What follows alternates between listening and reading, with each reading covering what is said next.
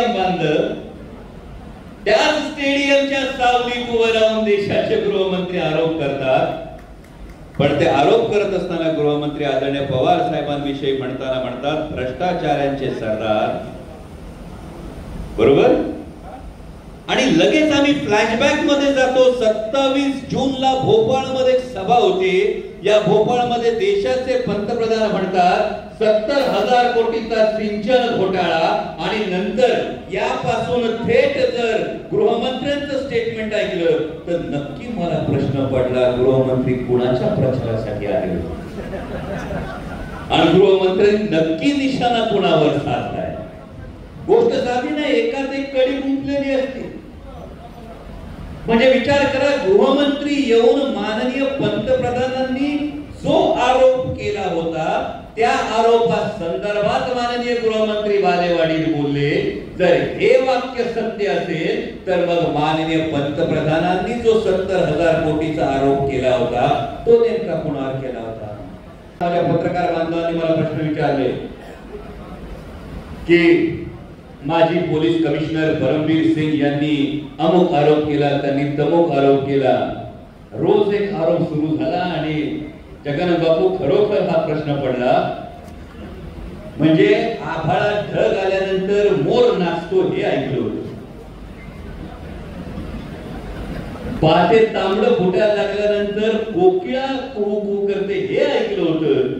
पण निवडणुका समोर आल्या की इतके दिवस गायब झालेला माणूस अचानक येतो आरोप करायला लागतो हे नव्यानं बघायला मिळालं. आणि त्यामुळे या परमवीर सिंगांचा नेमका बोलवता धनी कोण आहे याचा सुद्धा लेखाजोखा झाला पाहिजे. कोणाला नाव ठेवत नाही.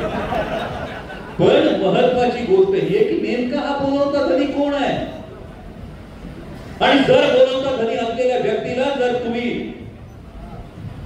जेव्हा गृह मंत्रालयाच्या संदर्भात जेव्हा हा विषय येतो तेव्हा मगाची जो उल्लेख झाला, जे पुणे शहर सांस्कृतिक चळवळीचं माहेरघर आहे, जे पुणे शहर शिक्षणाचं माहेरघर आहे, ते पुणे शहर उडता पुणे व्हावं. आज सुद्धा विश्रांतवाडीला 2 कोटी रुपयाचे ट्रक जप्त होतात. पब्सच्या या परवानग्या कशा काय येतात, रात्रीच्या रात्री हे पब्स कसे काय सुरू होतात, याच्यावर कोयता गँगची दहशत का होते. आणि त्यामुळे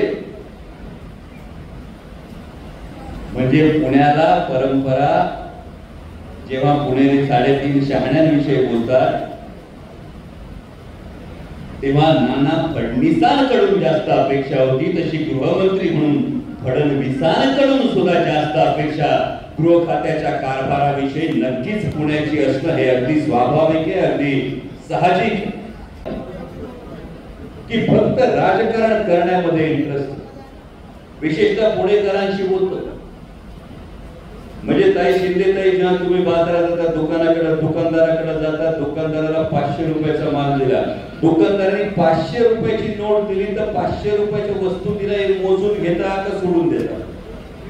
हा, मोजून सरकारला देतात तर त्या करदात्याच्या पैशाची काय उधळपट्टी होते याची आपल्याला किंमत असू नये, याचा आपण विचार करू नये.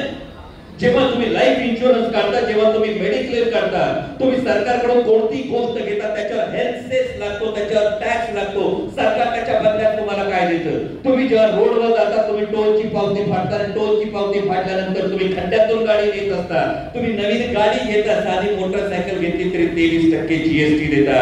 आणि ह्या 23% जीएसटी दिल्यानंतर सुद्धा तुम्ही खड्ड्यातून कशी बशी ट्रॅफिक मधून मोटरसायकल काढता. जर 500 रुपयाची गोष्ट घेताना वस्तू मोजून घेता तर ज्या सरकारला टॅक्स देता त्या सरकारला वाजवून घ्यायची आवश्यकता वाटत नाही तुम्हाला? अनेक जण पोस्टर लावतात, पण आधुनिक पुण्याचे शिल्पकार बनवणाऱ्यांनी या पुणे शहरामध्ये गेले 15-20 वर्षांचा फक्त आपण उहापोह करू. या 15-20 वर्षांच्या काळात किती सार्वजनिक हॉस्पिटल्स उभी केली, किती सार्वजनिक हॉस्पिटल उभी केली, किती आरोग्याच्या सुविधा या उभ्या केल्या. मग 4.5% हेल्थ सेस देता, तो कशासाठी देता? आम्हाला लाईफ इन्शुरन्स काढावा लागतो, आम्हाला मेडिक्लेम काढावा लागतो. का काढावा लागतो? हॉस्पिटल मध्ये जर कोणी ऍडमिट झालं तर सर्वसामान्याच्या कपाळावर आधी एक नवीन वर्ग तयार झालाय आपल्या भागात, रुरबन क्लास म्हणतो आपण त्याला, जो ग्रामीण भागातून स्वप्न घेऊन शहरात आलेला असतो. आई बाप गावाकडं शेतावर असतात, गावाकडच्या घरे असतात, नवरा बायको पोरगा चौकोनी कुटुंब शहरात येतं. बरीच कुटुंब आता अशी व्हायला लागली. ही कुटुंब जेव्हा शहरात येतात, शहरात सेटल होतात. ही शहरात सेटल होत असताना कुठल्याही मध्यमवर्गीय कुटुंबाला विचारा, सगळ्यात मोठा खड्डा पोटात कधी पडतो?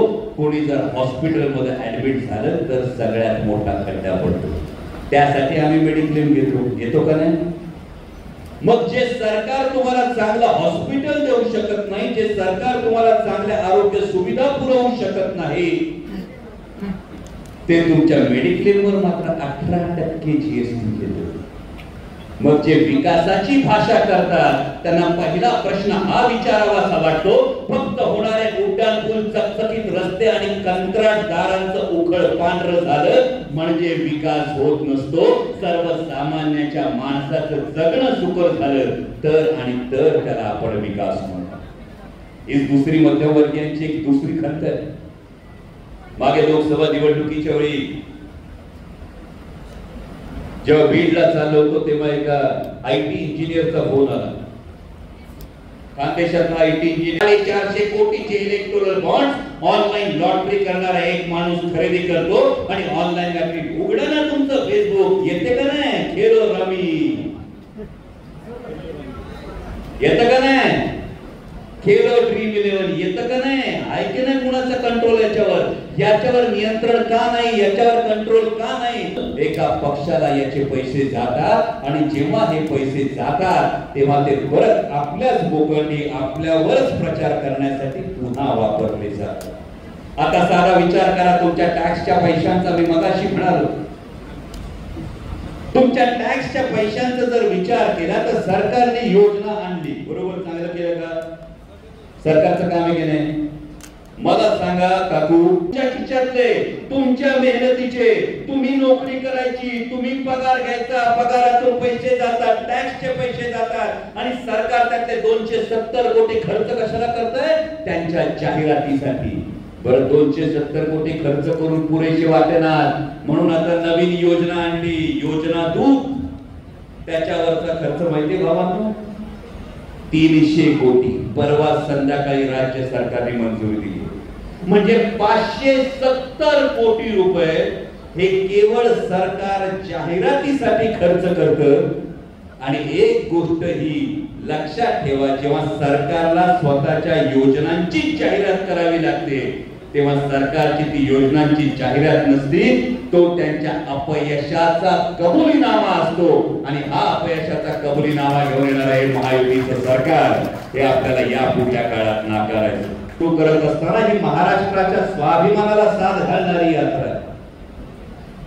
कशासाठी हा महाराष्ट्राचा स्वाभिमान हा जागवला पाहिजे? मग अशी बालेवाडीचं एक उदाहरण दिलं. बालेवाडीचं जे उदाहरण दिलं त्या बालेवाडीच्या उदाहरणामध्ये बोलताय ते मंजूर नाही, सांगता येत नाही, बोलता येत नाही, हे सांगता येत नाही.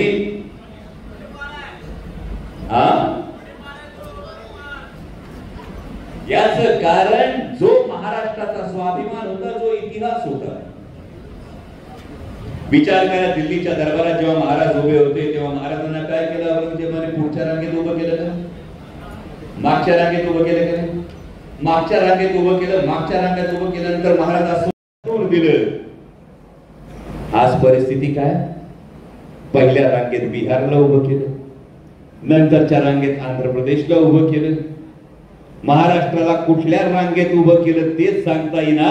आणि ज्या छत्रपती शिवाजी महाराजांनी महाराष्ट्राचा इतिहास घालून दिला, अरे असं असेल तर खिल्लत उधळून देऊ, इथं मात्र महायुतीचे नेते घाईघाईने सांगतात, अहो बघा बघा किती दिलंय, अहो बघा बघा किती दिलंय. म्हणजे लक्तर दिली तरी त्याला भरजरी शालू म्हणणारे हे महाराष्ट्रातले महायुतीचे नेते झाले. आता आजची दुसरी परिस्थिती बघा.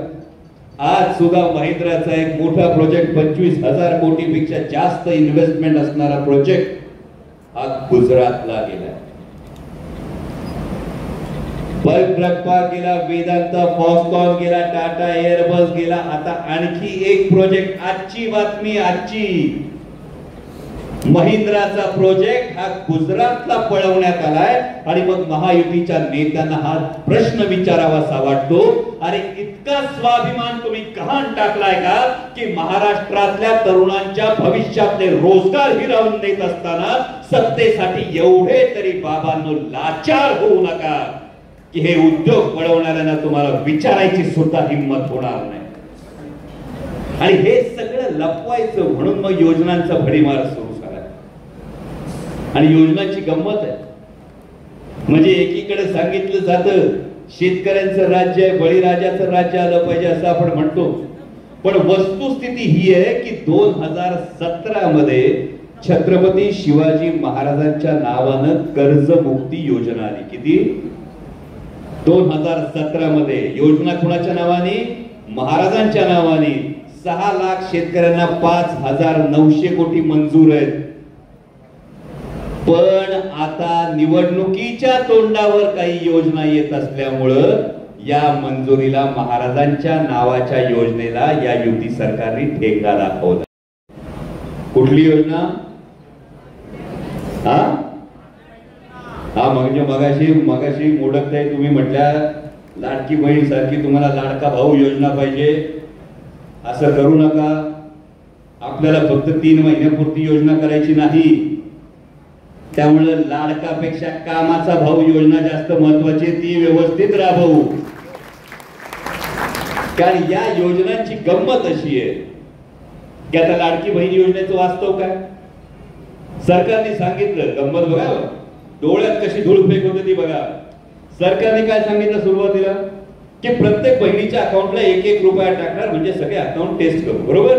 1 कोटी भगिनींच्या अकाउंट मध्ये 1-1 रुपया टाकण्यात आला सरकारकडून। वस्तुस्थिती माहितीये, माझ्या मीडियाच्या बांधवांना माहितीये, 1 कोटी बहिणींना जेव्हा 1-1 रुपया टाकण्यात आला तो आला फक्त 15 लाख बहिणींच्या अकाउंट मध्ये, म्हणजे बाकीच्या 85 लाख बहिणींच्या नावाने ही परिस्थिती या योजनेची आहे।